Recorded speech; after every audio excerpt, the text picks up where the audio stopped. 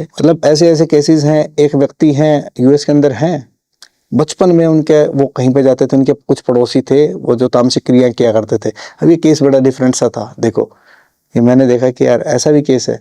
तो वो कुछ उस बच्चे को बचपन में कुछ खिलाते थे, साउथ इंडियन है वो, तो वो जा करके उनके घर पे कुछ खा पी के आ जाते थे। बचपन से लेके अब उनकी एज कोई 43-44 के आसपास की एज हो रखी है। जैसे ही वो पूजा पाठ करने बैठे ना, जैसे माँ का स्वरूप आ गया, माँ काली आ गई सामने, तो वो गालियां देना शुरू कर देते हैं माँ को। वो पूजा पाठ भी कर रहे हैं और फिर गालियां भी दे रहे हैं, भगवानों को गालियां दे रहे हैं बैठे बैठे।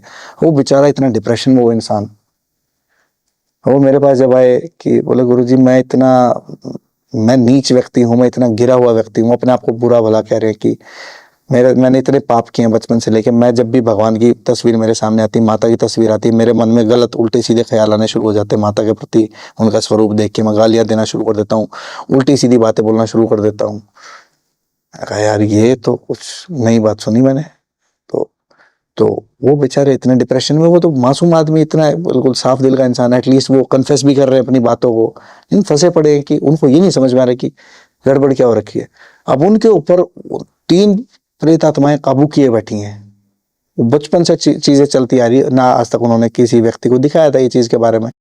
कहीं ना कहीं साइकोलॉजिकल डिसऑर्डर्स थे, तो लोग सोचते हैं कि भाई ठीक है हो जाएगा ठीक, कुछ दवाइयाँ ले ली, कुछ साइकेट्रिस्ट को दिखा दिया, साइकेट्रिस्ट ने दवाइयाँ दे दी, लेकिन ये चीज़ फिर भी नहीं निकल पा रही थी।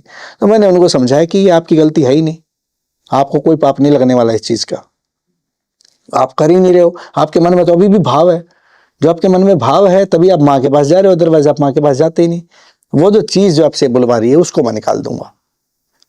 वो दिन है, राज का दिन है, वो मंत्र साधना करें प्रॉपर। मैं उनकी मंत्र साधना मैंने स्टार्ट करवा रखी है, कोई दिक्कत नहीं है, काम भी बढ़िया चल रहा है, रास्ते खुलने शुरू हो गए उनके। बंधे पड़े थे बिल्कुल, पैसे फंसे पड़े थे, रिश्तेदार को पैसे दिए थे, अपने जीजा को पैसे दिए थे, पैसे फंसे थे, वो पैसे भी आने शुरू हो गए।